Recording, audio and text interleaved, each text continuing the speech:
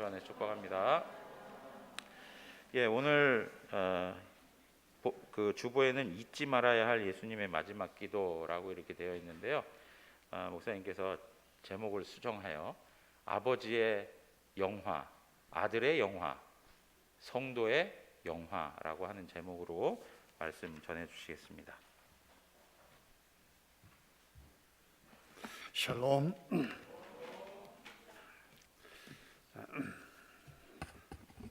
네, 오늘은 목사님 말씀해 주신 것처럼 오늘 읽은 1절, 2절 그 5절까지 보면은 영화라고 하는 말씀이 많이 나옵니다. 예수님께서 기도하신 마지막 기도로서 중요함이 있지만은 그 핵심적인 것을 또 우리는 영화라고 생각해 볼 수 있어서 그런 부제목으로 영화라고 그렇게 붙여봤습니다. 요한복음 17장은 예수님의 마지막 기도입니다. 겟세마네 동산에서 기도도 있고 십자가상에서도 또 기도가 있습니다. 그죠? 그런데 그런 기도와 달리 이 기도를 특별히 특별한 기도라고 하는 이유는 예수님이 기도하신 전 내용이 다 기록되어 있다는 얘기입니다. 겟세마네에서는 이 잔을 내게서 옮겨 주옵소서, 내 영혼을 아버지 손에 맡깁니다. 중요한 그런 부분들만 기록되어 있잖아요. 그러나 요한복음 17장은 예수님의 전체 기도 내용이 그대로 고스란히 기록되어 있는 그런 특별한 기도입니다.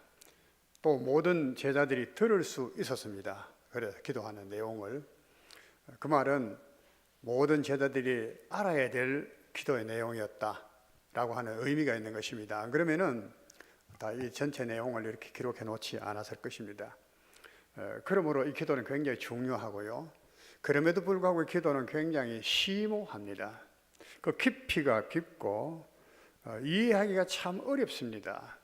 그래서 어떤 분은 요한복음 이 17장 가지고 추석하고 해석하는데 두꺼운 700페이지의 책을 만들기도 했습니다. 그만큼 이 생각할 내용들이 많다는 것입니다. 근데 짧은 시간에 우리가 예수님의 이 기도를 생각한다는 것은 좀 어떻게 보면은 가당찮은 일이지만은 그럼에도 우리가 이 고난주간에 이 말씀을 생각하는 것은 예수님께서 이 기도를 하신 때도 보면은 겟세마네 동산에 기도하러 들어가시기 직전에 어느 한 시점에서 기도하신 내용이라서 고난주간에 우리가 이 말씀을 묵상하면서 지낼 수 있는 아주 적절한 기도다라고 생각해서 이 시간에 우리가 함께 생각하려고 합니다. 1절 오늘 말씀해 보니까 예수께서 이 말씀을 하시고 눈을 들어 하늘을 우러 이르시되 라고 했습니다. 예수께서 이 말씀을 하시고 하는 말은 16장까지의 얘기입니다. 이 부분에 대해서는 언급을 하지 않겠습니다. 이후에 이제 예수님이 본격적인 기도를 하시는데 하늘을 우러러 이르시되 아버지여 때가 이르러 사오니 이렇게 말씀하셨습니다. 여기 보니까 예수님께서 기도하는 어떤 자세를 엿볼 수가 있습니다. 하늘을 우러러 이르시되라고 말했다는 것입니다. 하늘을 우러러. 여러분이 기도를 할 때 어떤 자세로 우리가 주로 기도하나요? 여러 자세를 취할 수가 있겠죠. 지금 예수님은 하늘을 우러러 눈을 들어 하늘을 우러러 보시고 기도하셨다. 그러나 겟세마네에서 동산에서 기도하실 때 예수님께서는 얼굴을 땅에 대고 엎드려서 기도하셨다. 이런 자세가 나옵니다. 그죠? 나옵니다. 다니엘은 어떻게 기도했다고 우리가 알죠? 자기가 거하는 집에 예루살렘으로 향한 창문을 열어놓고 그렇게 기도를 했다. 이 기도. 우리 하나님은 모든 것을 아시고 모든 것을 들으시고 보시는 하나님이십니다.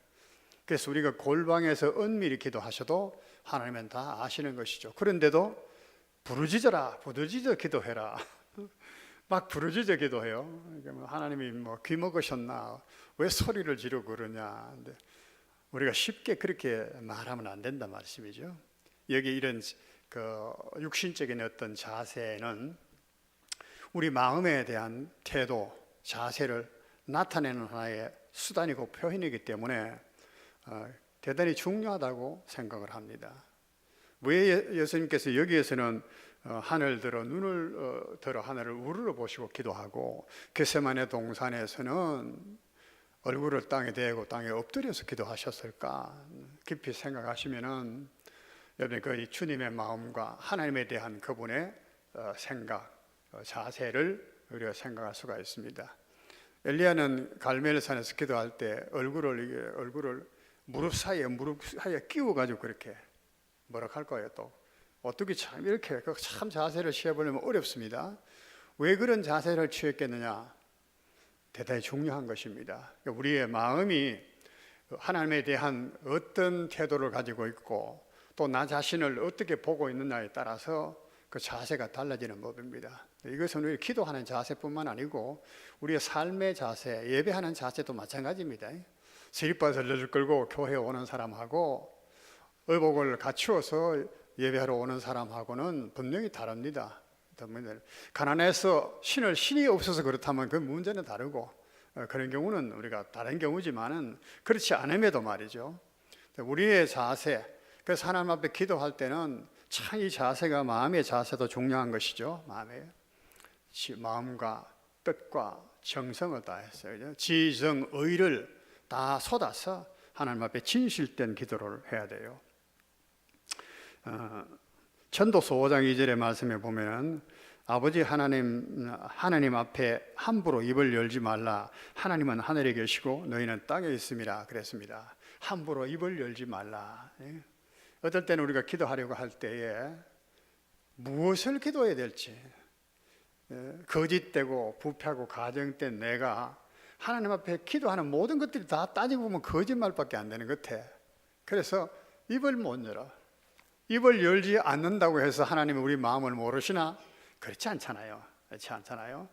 그 입을 열지 않고 소리 내지 않아도 무언가를 말하지 않아도 하나님께서 다 아신다는 말이에요. 어떤 사람은 기도합시다 하면 막 얼마나 폭포수가 쏟아지듯이 막 기도를 막 그야말로 해지.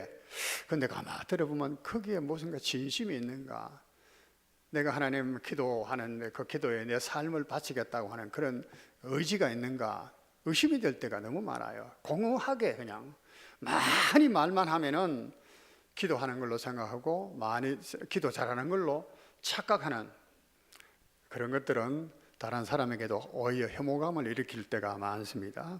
오늘 예수님께서는 먼저 하나님 앞에 그런 자세를 취하셨다는 거예요. 하늘은 하늘에 계십니다. 그 높으신 존귀하신 하나님 앞에 지금 내가 기도합니다. 그 마음의 자세가 어떻게 하느냐? 그러면서 이제 하시는 말씀이 때가 이르렀사오니 아버지여 먼저 그렇게 말했네요. 아버지여. 아버지 참, 들어도 불러도 너무 좋은 이름 아버지. 여기에 이 17장이 26절까지 있습니다. 예수님의 기도가 상당히 길어요. 26절까지 있는데 26절까지 사이에 아버지라고 몇 번 불렀을까? 한번 여러분 나중에 헤아려 보세요. 내가 헤아려 보니까 40번. 아버지 한 절에도 3번씩 4번씩 말씀하실 때가 있어요. 아버지 어떻게 그렇게 부를 수 있을까? 야, 숨 넘어간다고만 불러라. 우리 사람인 것 같으면 그럴 텐데 지금은 그런 상황이 아니에요. 여기는 정말 하나님에 대한 신뢰와 하나님에 대한 믿음과 사랑이 그저 담겨져 있는 그런 의지요. 아버지요. 그래서 나는 우리 세번역의 주기도문이 참 좋다 이런 생각을 합니다. 예전에는 하늘에 계신 우리 아버지여 이름이 거룩히 여김을 받으시오고 나라가 임하시고 뜻이 하늘에 있음 같이 이렇게 쭉 나갔잖아요. 세번역은 어떻게 되었나요? 하늘에 계신 우리 아버지여 아버지의 이름이 거룩히 여김을 받으시고 아버지의 뜻이 하늘에서 이루어진 것 같이 땅에서 이루어지고 아버지라는 말씀이 계속 나옵니다. 그것은 나와 아버지 하나님과의 관계가 어떤 관계인가를 잘 나타내는 말입니다. 예수님은 하나님을 이런 아버지로 부르고 계십니다. 하나님의 존재에 대해서는 의심할 것도 없고 하나님이 확실히 계신다는 것을 그런 예수님은 믿고 계세요. 알고 계세요. 그 지금 십자가를 앞에 놓은 이 상황에서, 죽음을 앞에 놓은 상황에서는 마음의 진심이 드러나는 법이 없잖아요. 하나님에 대해서 의심하게 되고 또 의구심을 가지게 될 수가 쉬운데, 이때도 그는 아버지라고 계속 불러요. 아버지, 아버지요. 근데 우리는 하나님과의 앞에서 아버지에 대한, 아버지께 드리는 기도, 거기는 거짓이 담길 수 없어요. 있어서는 안 됩니다. 거짓이 담길 수는 있어서는 안 되고, 거기는 참되지 못한, 올바르지 못한 그런 내용을 담아서도 안 되고, 진실된 그런 기도, 때가 이르러 사오니 그렇게 말씀하시잖아요.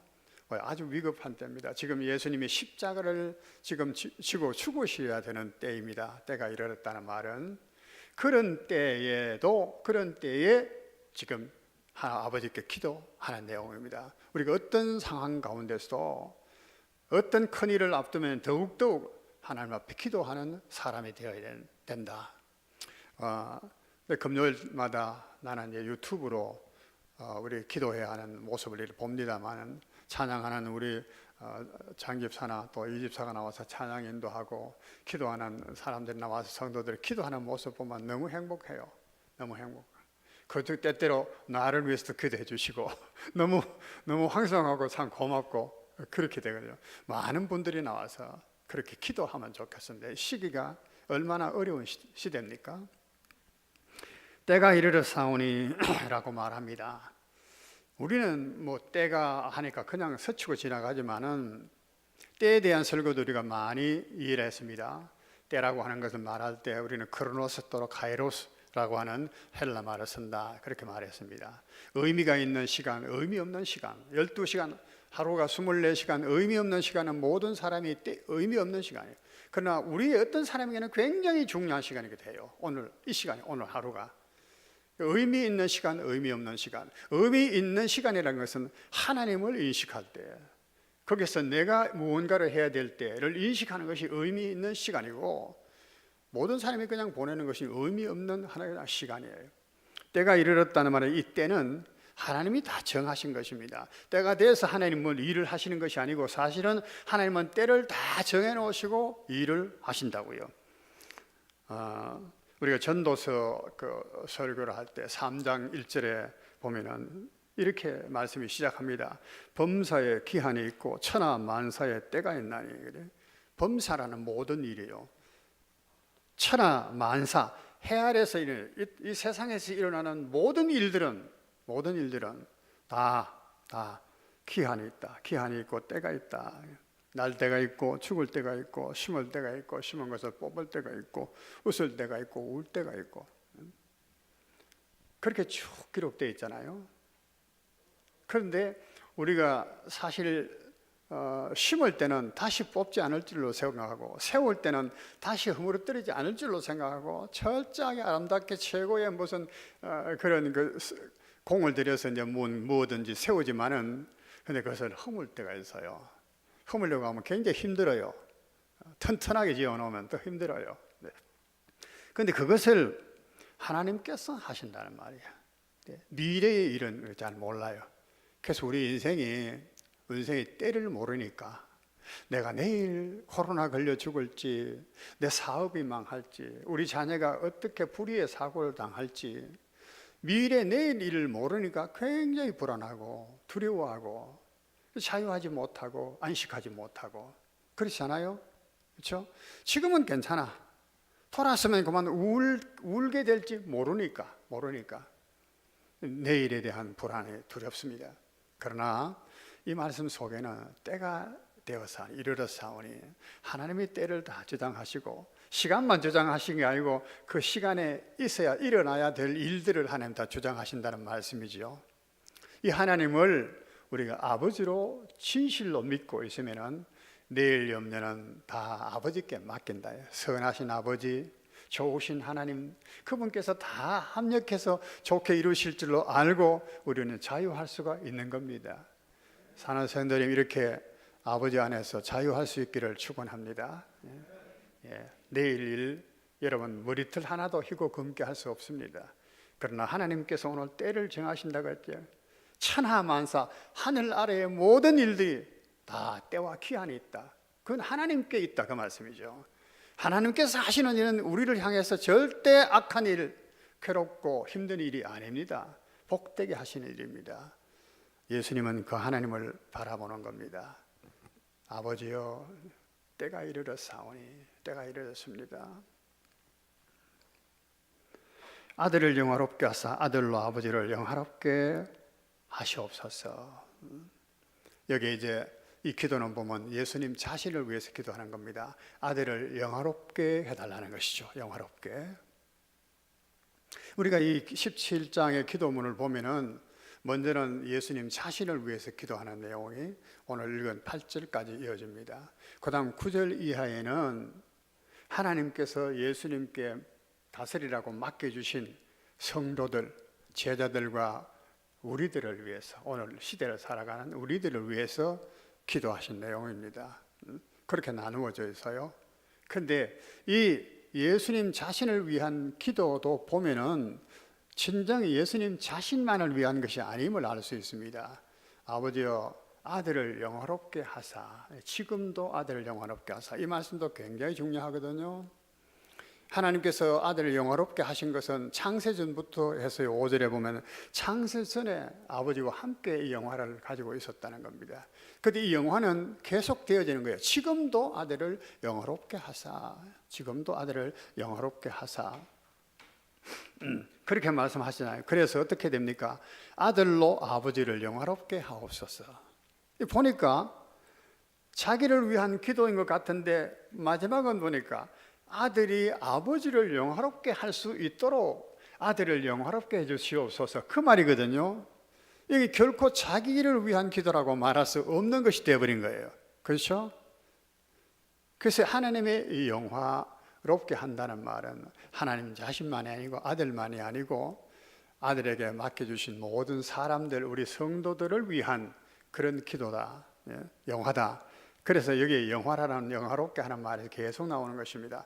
아버지의 영화로움이 어떤 것이고 아들의 영화로움이 어떤 것이고 아들을 영화롭게 하는 우리 성도들의 영화가 어떤 것인지 쭉 우리가 읽어볼 수 있습니다. 우리는 기도의 정말로 그 핵심이 이것이 돼야 됩니다.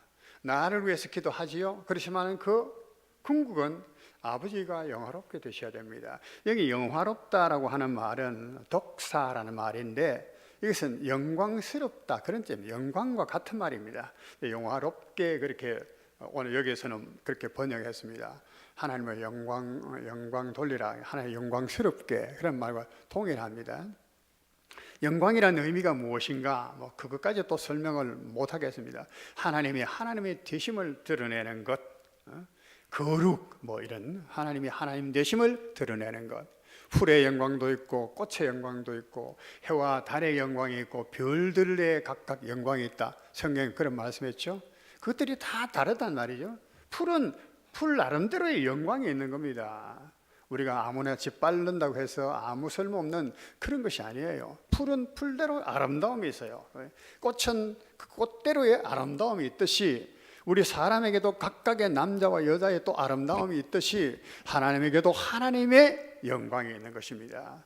그 영광을 받으시라는 것입니다. 영화롭게. 그 하나님을 하나님답게 해드릴 수 있는 아들이 그렇게 할 수 있도록 아들을 영화롭게 주옵소서.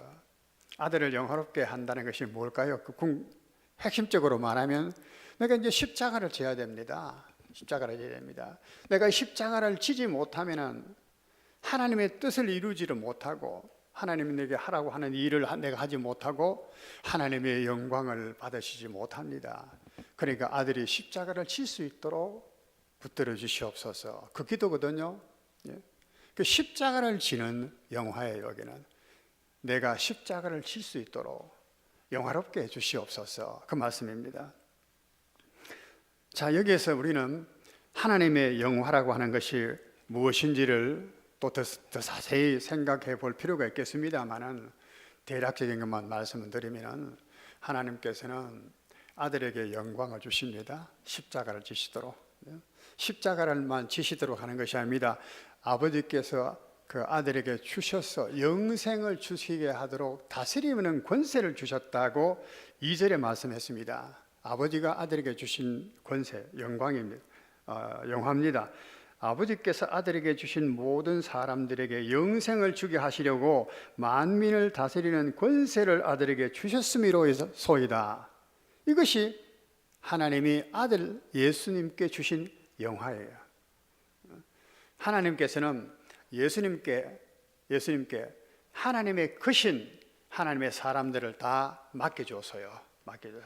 맡겨줬는데 아들에게 이것을 다스리라는 거야. 다스리는데 영생을 주도록 다스리라는 거야. 영생을 주도록. 아시겠습니까? 이게 또 대단히 중요한 것입니다. 그 뒤에 말씀해 보면은 2절, 6절, 7절, 9절, 10절 곳곳에 보면은 아버지의 것이었는데 다 원래 아버지의 것이었는데 아들에게 주셨습니다. 아들에게 주셨습니다. 맡겨주신 것이에요. 왜? 영생을 주시도록. 그러고는 다스리는 권세를 주셨다. 우리 여기에서 다스린다는 말은 창세기도 보면은 하나님이 하나님의 형상대로 영광스러운 사람을 만드셨습니다. 아담. 그러고는 하나님이 만드신 모든 것들, 정말로 하나님이 깊은 뜻을 가지고 짐승도 짓고 나무도 짓고 풀도 짓고 다 했잖아요. 그걸 다스리라고 말씀하셨어요. 다스리라. 그 다스린다는 것과 똑같은 겁니다. 다스린다는. 다스리는 것은 오늘 이 하나님이 주신 사람들은 누구들입니까? 원래는 그렇지 않았는데 허물과 죄로 죽은 인생들입니다. 그들에게 생명을 주게 해요. 생명을 주어서 그들을 살리는 것입니다. 그들이 그러고 하나님의 영광을 그들이 덧입는 것입니다. 성도들이 말이에요. 이것을 예수님은 부여받은 것입니다. 이 하나님의 것이란 말을 또 생각하면 얼마나 소중한 것인지 몰라요. 하나님의 것. 여러분 하나님의 것을 받아본 경험이 있나요? 하나님의 것. 구체적으로 뭘 받아봤습니까? 말하면 대답하기 참 어려운 것 같아요. 눈에 보이는 것 같으면 내가 이것도 받았습니다, 이것도 받았습니다 하고 들어는 보이겠는데 그렇지 않기 때문에 예수님은 지금 분명히 말씀하십니다. 아버지의 것, 정말로 아버지께서 아끼시는 것, 소중하게 여기시는 것, 아버지의 것이란 말이 그것이에요. 하나님의 것이라는 거예요. 그것을 아들에게 다 맡겼다네요. 주었다는 거예요. 예수님이 그 이야기를 하세요. 내게 다 주셨습니다. 그러니까 그것은 굉장한 영광이요. 아버지의 집 열쇠를 맡겨주신 것 같았습니다. 아버지의 그 인장, 모든 권리를, 도장을, 인장을 맡겨준 것 같습니다. 아버지의 지갑을 전부 다 맡겨준 것 같아요. 아들을 사랑하고 신뢰하니까. 그러니까 맡겨주신 거예요. 아들은 이것을 받고는 아버지의 소중하고 존귀한 것을 내가 어떻게 다스려야 되겠는가 생각하지 않을 수 없습니다. 아버지의 영광에 걸맞게 이걸 정말로 다스려야 되겠는데 그래서는 그들에게 영생을 줘야 되는 거예요. 영생을 주려고. 그 영생을 주려고 하는데 영생은 무엇인가를 또 설명을 하잖아요. 영생을 주게 하시려고 만민을 다스리는 권세를 내게 주셨습니다 하고는 영생이 무언가를 설명을 해주시는 거예요. 3절에 영생은 곧 유일하신 참 하나님과 그가 보내신 자 예수 그리스도를 아는 것이니이다. 영생이라고 할 때 우리는 하나님이 주시는 것 다 이렇게 여러 가지로 이해를 하는데 여기 구체적으로 말해서 영생은 하나님과 참 하나님과 그가 보내신 예수 그리스도를 아는 것입니다. 예수님을 모르고 하나님 아버지를 모르고 내가 영생 얻었다는 것은 있을 수가 없는 거예요. 있을 수가 없는 거예요. 하나님 아버지를 알면 아버지라고 부르지 않고는 영생을 얻은 증거가 없는 것입니다. 이 영생을 아들을 통해서 주시려고 이 하나님의 것을 아들에게 맡겨주셨다는 거예요. 네가 이들에게 영생을 주어라. 이것은 참 아들에게 맡기는 아버지의 영광일 뿐만 아니고 영화일 뿐만 아니고 그걸 받은 바 아들도 영화로운 자인 것입니다. 내가 영화로운 것. 그래서 그들에게 생명을, 영생을 주려고 하니까 내가 이 십자가를 지금 질 수밖에 없는데, 지금 이제 이 십자가를 앞두고 아들을 영화롭게 해달라고 예수님께서 지금 그렇게 기도하시는 것입니다.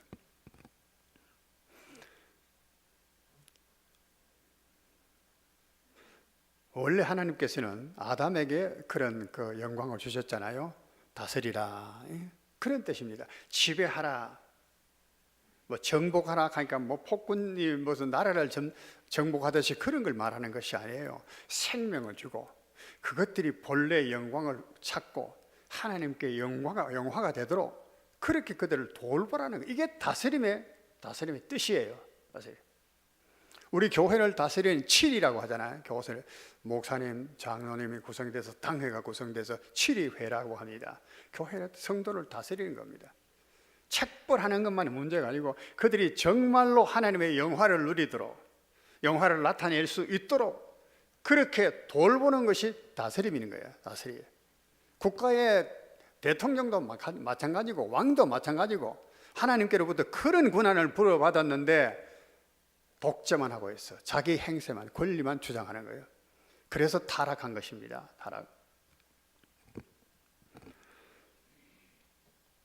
여기서 우리가 또 생각할 게 많지만은 생략을 하겠습니다. 예수님은 하나님께로부터 오신 분입니다. 창세부터 하나님과 함께 가졌던 영화로서 하는 거 보면 하나님 창세 전부터 같이 계신 거예요. 예수님께서 이 영화, 하나님의 사람들을 그 생명을 주어서 영화롭게 하는 것은 창세 전부터의 하나님의 뜻이었던 것입니다. 이것을 함께 의논하고 나누고 계셨다는 것을 알 수가 있습니다.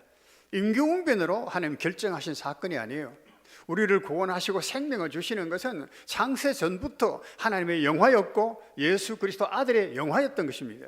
그 일을 지금 내가 이루려고 하니까 아버지 이제도 나를 영화롭게 하소서, 그렇게 좀 기도하고 계시는 것입니다.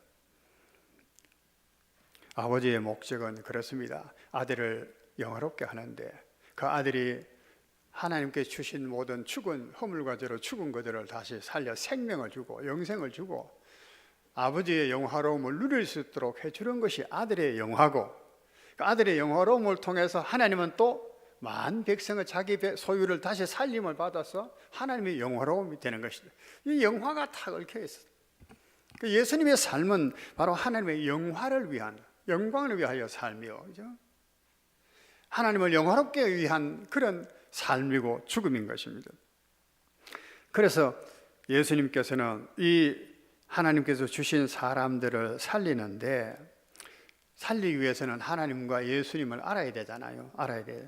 그래서 알게 하시는 것입니다. 예수님은 예수님이 하신 그 역사를 보면은 말씀을 가르쳤습니다. 말씀을 가르친다는 것은 하나님을 가르치는 거예요. 이적과 표적을 행했습니다. 많은 능력을 행했습니다.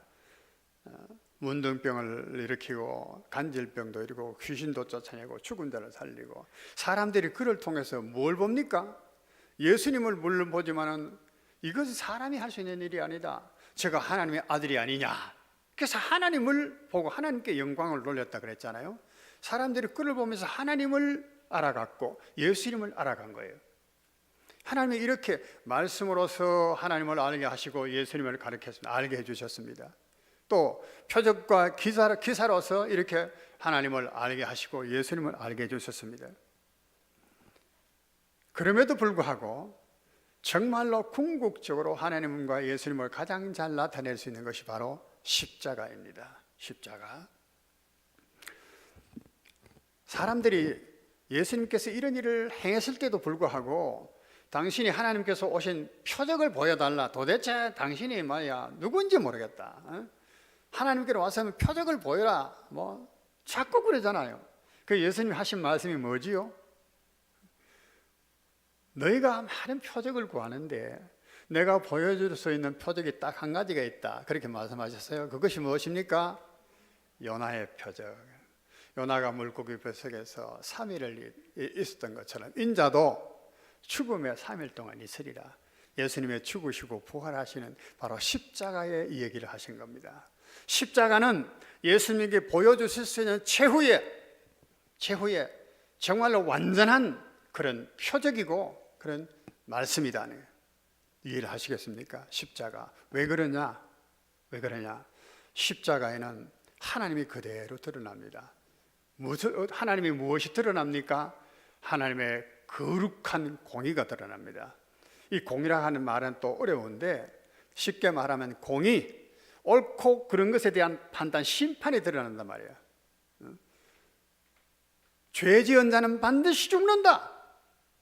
그 영혼은 반드시 죽는다. 이 하나님의 심판은 공의입니다. 죄를 그냥 지나가는 법이 없어요. 죄는 반드시 하나님의 심판입니다. 땅끝까지 가서도 찾으신다. 하나님의 공의입니다. 그렇기 때문에 예수님을 십자가에 죽이시는 것입니다. 아들이심에도 불구하고 죽이시는 겁니다. 물론 이 예수님은 이미 자기에게 준 모든 백성들의 죄를 뒤집어선 어린 양과 같았기 때문에 죽습니다마는 죄의 심판을 보여주신 것입니다. 철저하게. 하나님이 어찌 나를 버리셨나이까? 어찌 나를 버려? 왜 버리셨나이까?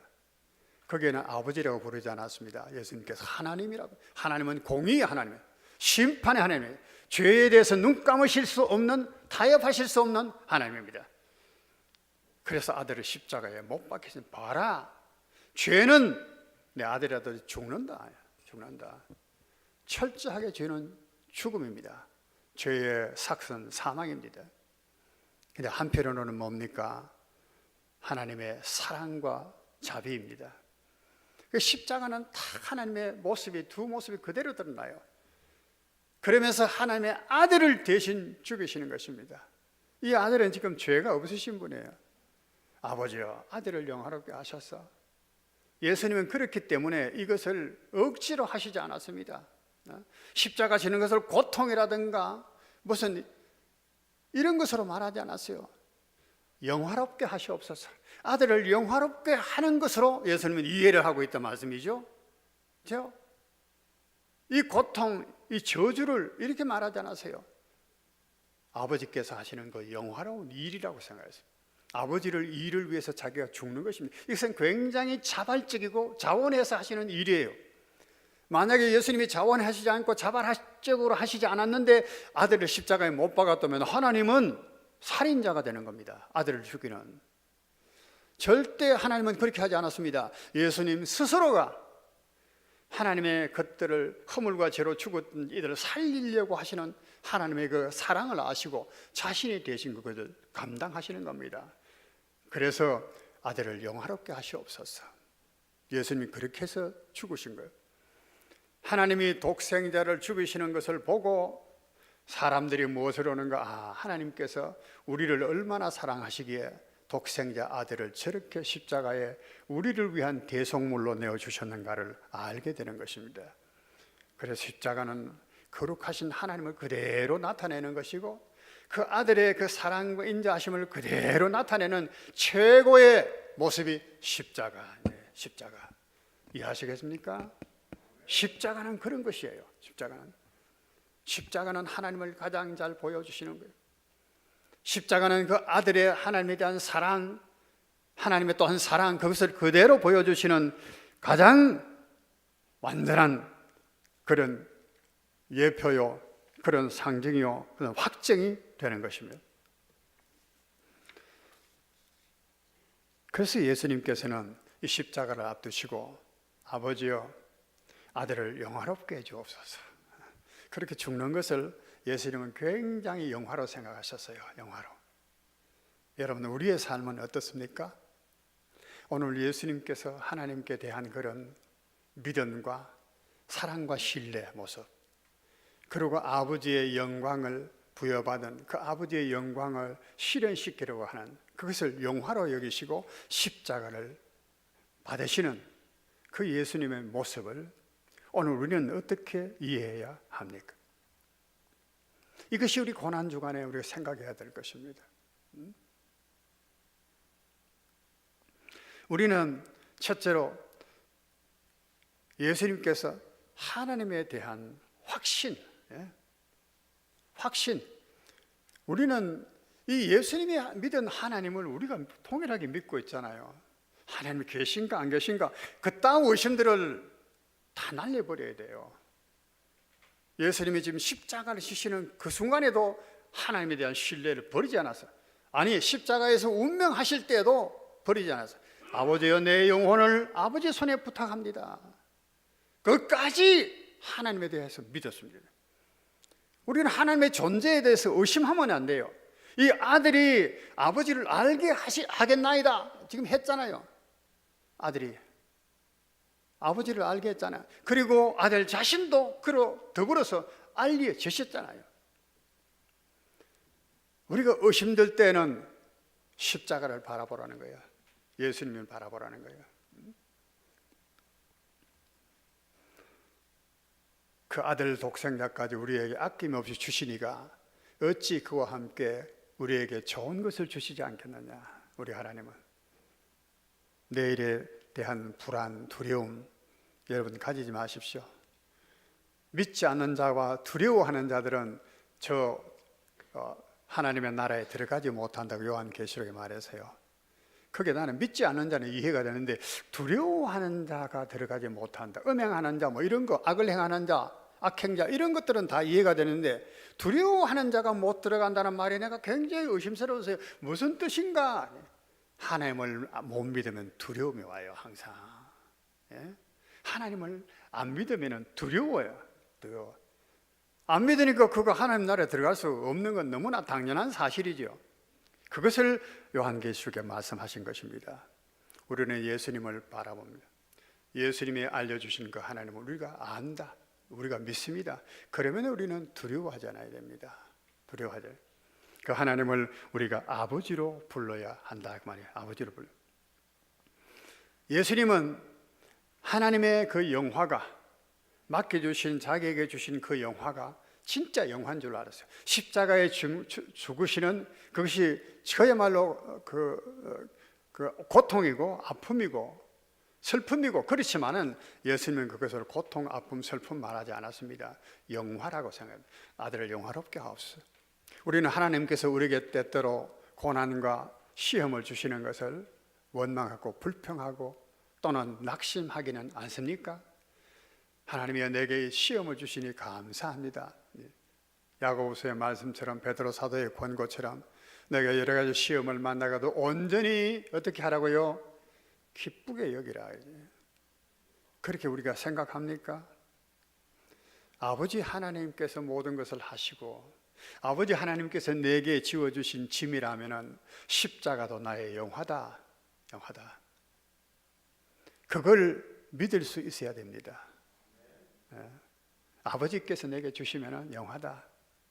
아버지를 모르면 그게 안 되는 것이죠. 그게 안 되는 겁니다. 아버지의 영화를 나의 영화로 생각하는 정말로 복되고 지혜로운 우리가 자녀가 되어야 되겠습니다. 예수님께서는 십자가에서 마지막 운명하실 때에 다 이루었다 그렇게 하세요. 만족해 계시고 다 이루었다. 그것이 이제 하나님께 영광을 온전히 돌려드린 것입니다. 다 이루었다. 우리가 세상 떠날 때도 이런 얘기를 했으면 좋겠습니다. 또 우리 한 가지는 마지막으로는 하나님께서 아들을 세상에 보내셨습니다. 세상에 보내신 이유가 바로 아버지의 일을 이루게 하시기 위해 하셨죠. 예수님이 오신 목적이 이게요. 세상에 오신 목적이. 오늘 우리도 마찬가지입니다. 이후의 말씀에 보면은 이 세상에 고난이 많고 어려움이 많으니까 제자들을 하나님께서 데려가 보면 얼마나 좋겠습니까? 그런데 내가 제자들을 위해 기도하는데 그를 데려가 달라고 기도하는 것이 아니고 아버지께서 나를 세상에 보낸 것처럼 나도 저희를 세상에 보냈습니다.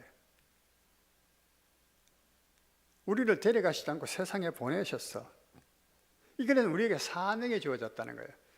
예수님께서 아버지의 그런 영화를 힘입고 세상에 오신 것처럼 예수님도 우리 그 제자된 우리들을 세상에 이렇게 보냈다는 것입니다. 왜? 똑같이 예수님과 같이 아버지를 세상에 영화롭게 하기 위해서예요. 우리는 예수님의 그 사업을, 그 일을 물려받고 우리가 오늘 이 땅 위에 살아가는 것입니다. 그래서 우리는 사명을 가지고 있는 자예요. 우리 사명이 무엇입니까? 하나님을 영화롭게 하는 것이죠. 그것을 또한 나의 즐거움과 기쁨으로 삼는 것입니다. 이런 성도가 우리가 되기를 오늘 이 말씀을 통해서 깨달아야 하는 것입니다. 여러분, 만약에 예수님께서 십자가를 지신 것이 없었다면 기독교라고 하는 종교는 생기지 않았습니다. 그렇겠죠? 교회는 탄생도 하지 않았을 것입니다. 왜요? 예수가 누군지도 몰랐을 텐데. 예수님의 이름이 모든 이름 위에 뛰어난 이름으로 모든 사람이 추앙하고 부르지를 않았을 것입니다. 그러나 지금은 하나님을 믿는 모든 사람들은 예수 그리스도의 이름을 부르잖아요. 예수님의 이름을 부르잖아요. 만약에 예수님이 십자가를 지시지 않았다면, 그래서 하나님을 알게 하지 않았다면 기독교는 없을 것이고 우리의 모든 믿음은 다 허물어지고 말았을 것입니다. 또 하나님의 이름이 열방 중에서, 나라들 중에서, 민족들 중에서 찬송받으실 일이 없을 것입니다. 하나님을 찬송할 이유가 어디 있겠습니까? 하나님을 알지도 못하는데. 이 예수님의 그 분부를 받은 사도들은 보면은 요한계시록에 보니까 예루살렘의 12성벽에 12문의 이름들이 다 기록되어 있어요. 12기초석, 기초석의 그 이름들이, 사도들의 이름이 교회의 기초가 된 영광스러운 이름으로, 지금도 말이죠. 베드로가 누군데 얼굴에는 봤습니까? 갈릴리에 고기잡이 하던 어부에 불과했는데, 배운 것도 없는 무식하고 가난한 사람에 불과했는데, 그런데도 베드로 왜 그렇습니까? 하나님께서 그들의 영광을 주신 것이기 때문에, 그들의 영광을, 하나님의 영광을 자기들의 영광으로 삼고 살았기 때문에 그렇습니다. 사랑하는 성도 여러분, 오늘 우리도 이와 같이요, 하나님께서 우리들에게 주신 영광이 있습니다. 우리의 영광.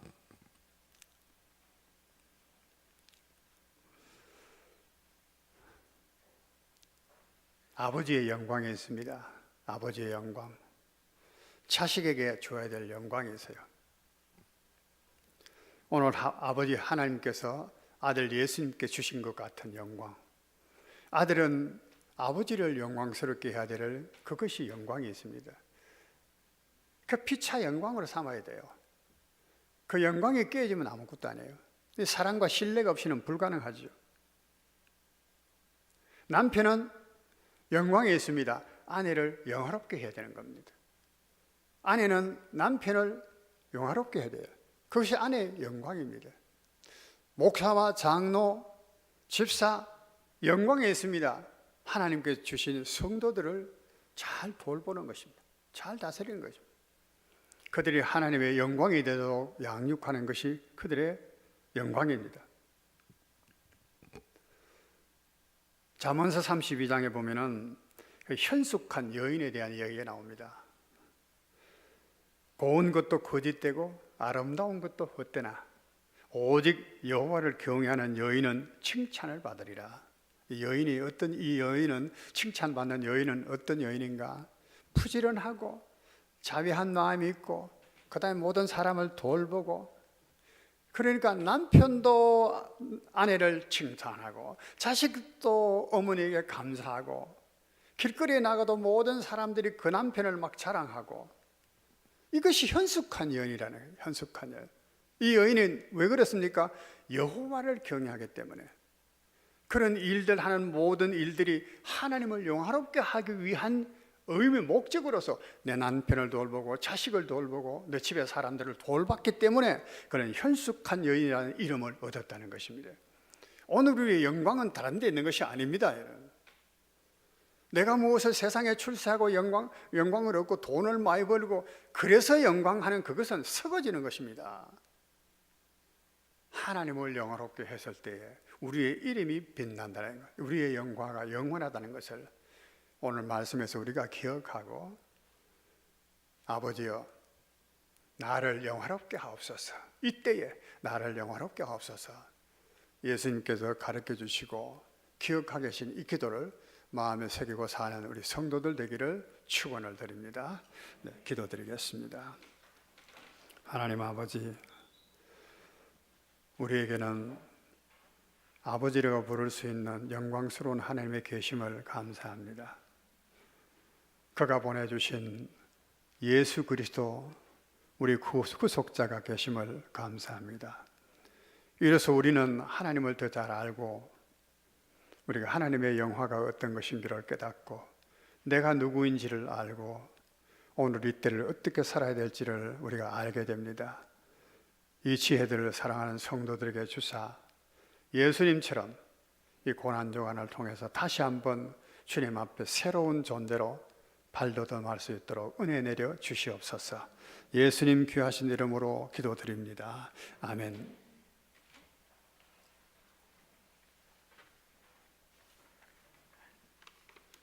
다 같이 일어나